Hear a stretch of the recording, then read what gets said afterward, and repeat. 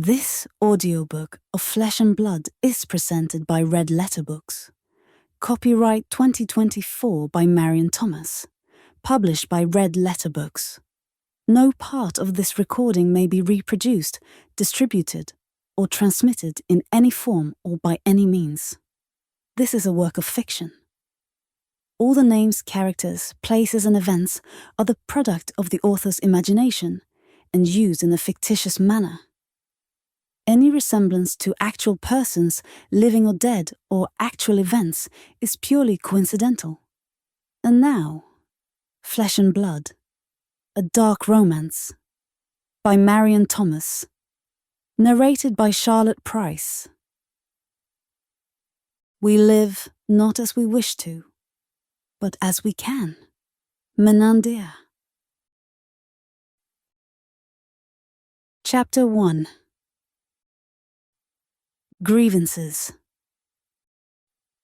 It's summer 1863 in Mason County, Tennessee, as the second year of the war rages on, and Abigail Dalton picks wildflowers in a field that once fenced in cows and horses, but now only keeps a single mule.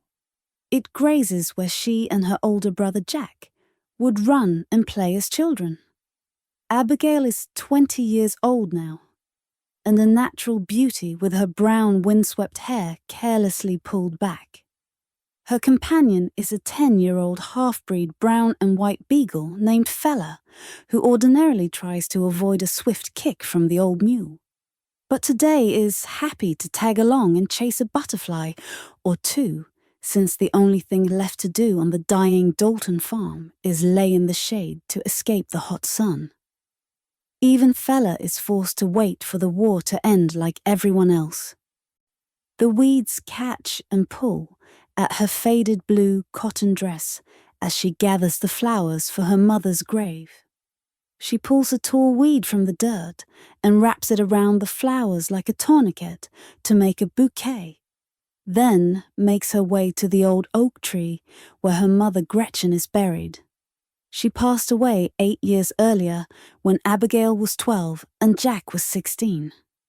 The doctor said it was from pneumonia, but Abigail believes it was from a hard life with little to no happiness, raising 2 children in poverty and taking care of a husband who had no compassion for her or anyone else.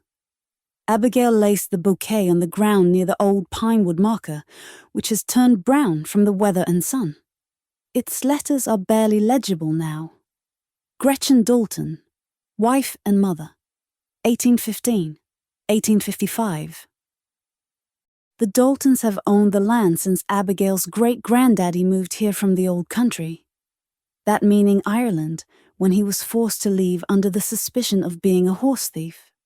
But the family always knew it wasn't him, but a distant cousin that was never talked about. The small lazy farm with its colonial white 2-story house and traditional red barn has become a ghost of what it once was.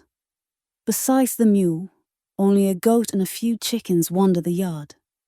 The only livestock left since the Confederate Army of Tennessee, under General Braxton Bragg, marched through the year before and took anything they wanted. Abigail's father, Howard, a 53-year-old gruff man with little patience for anyone or anything, took the animals and Abigail deep into the woods where they wouldn't be discovered, and hid them there until the army left. To Abigail, it felt like she was there for a month, but it was only a few days before Howard showed up and took them all back home. If he hadn't done this, they wouldn't have anything to sustain them now.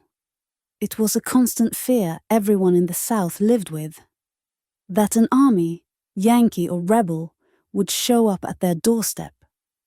"Come on, fella," she says, with the slightest hint of an Irish accent as she heads back to the house.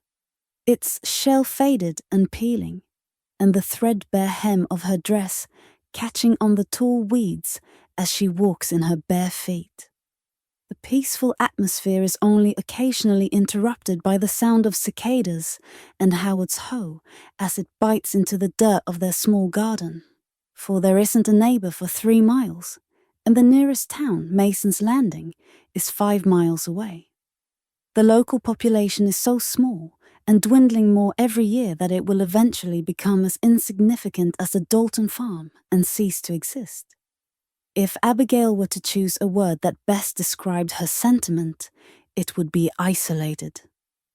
"Supper will be ready soon, Daddy," she says to Howard, as she picks up a glass pitcher of brewing tea resting on a corner of the porch in the sunshine, and goes inside, leaving Fella to collapse in the dirt and wag his tail at the flies.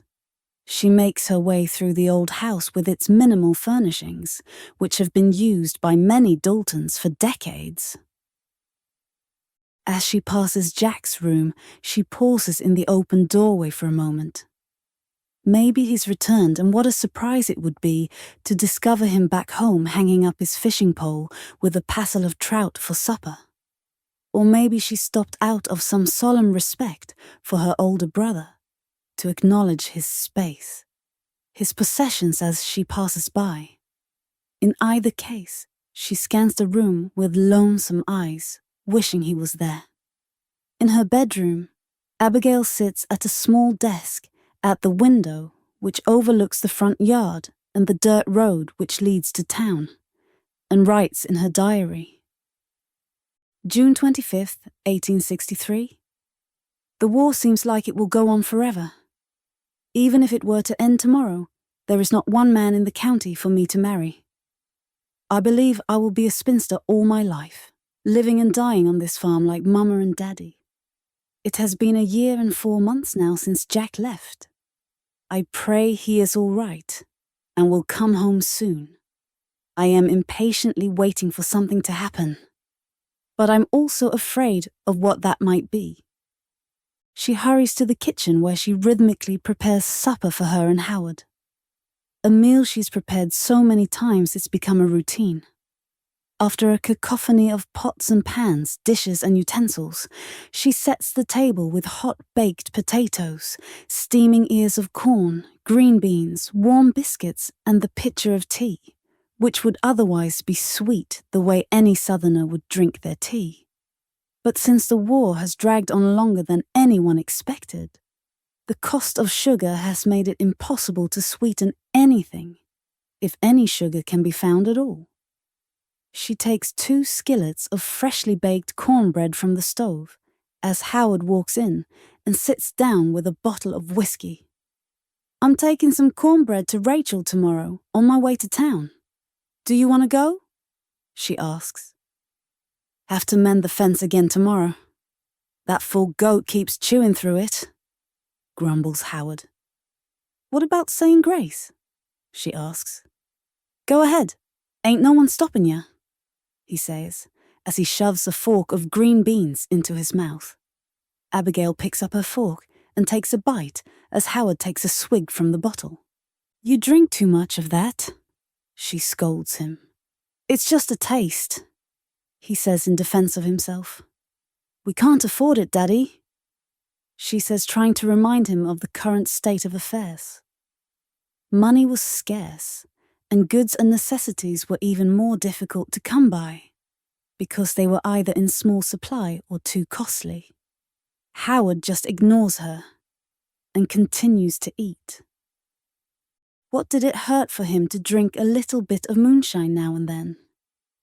All across the South and in the North, anyone affected by the war has a right to find some sort of escape or pleasure in the midst of all this misery, don't they? Abigail would escape if she could. But where would she go, and who would she go with? It was the same unanswered questions that irritated her every day. "It's a sin," she says, chiding him.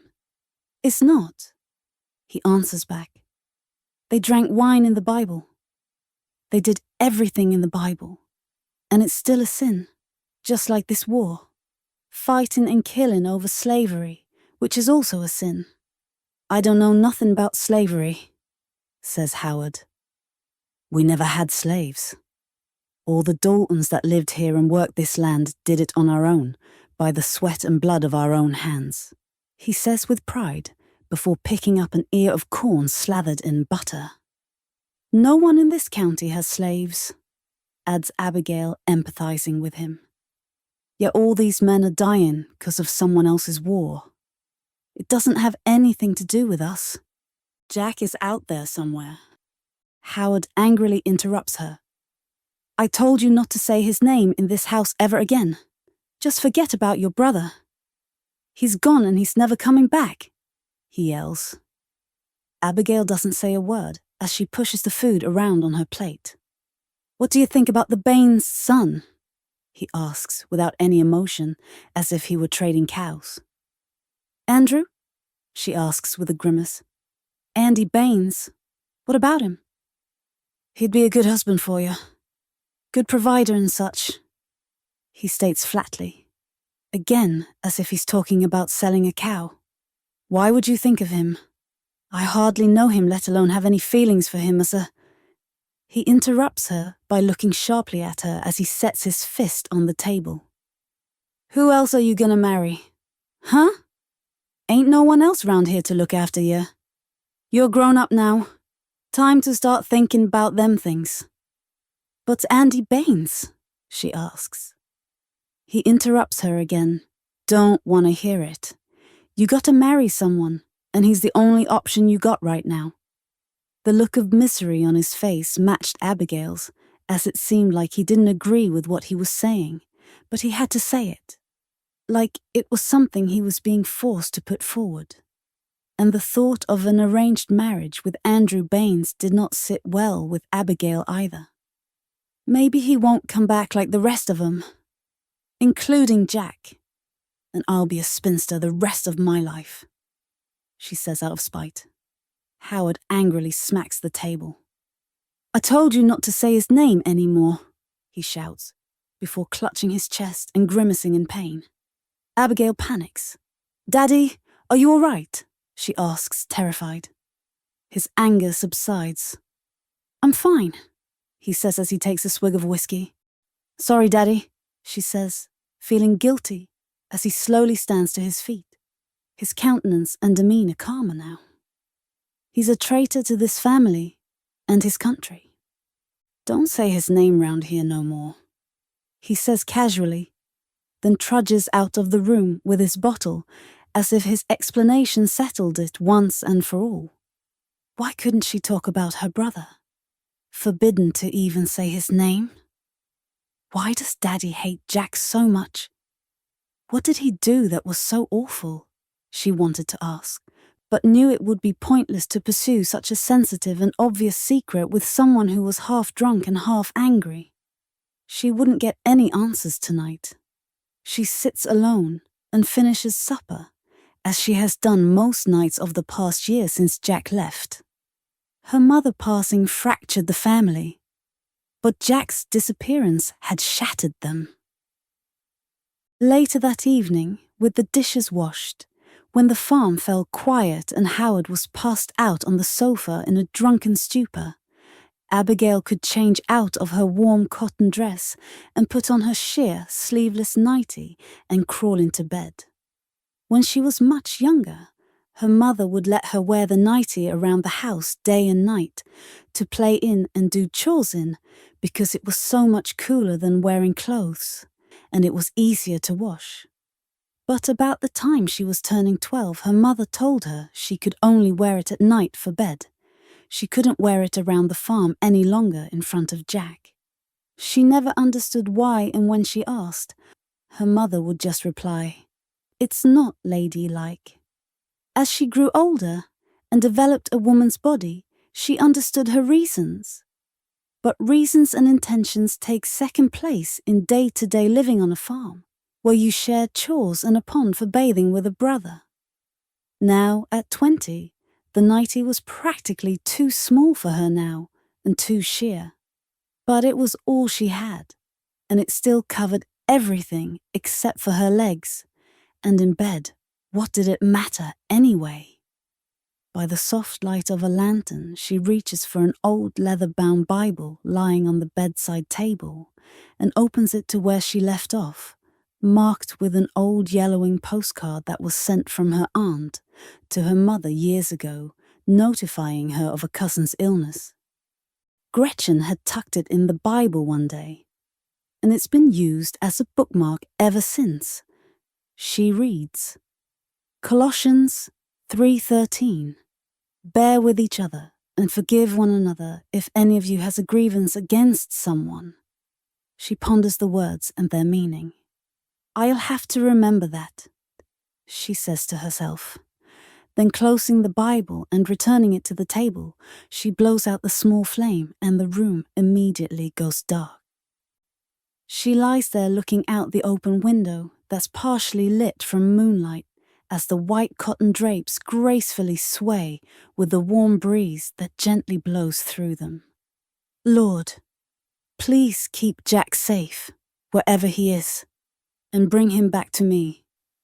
Amen, she says, as she fights to stay awake, but succumbs to the lull of the distant crickets in the fields and quickly drifts to sleep.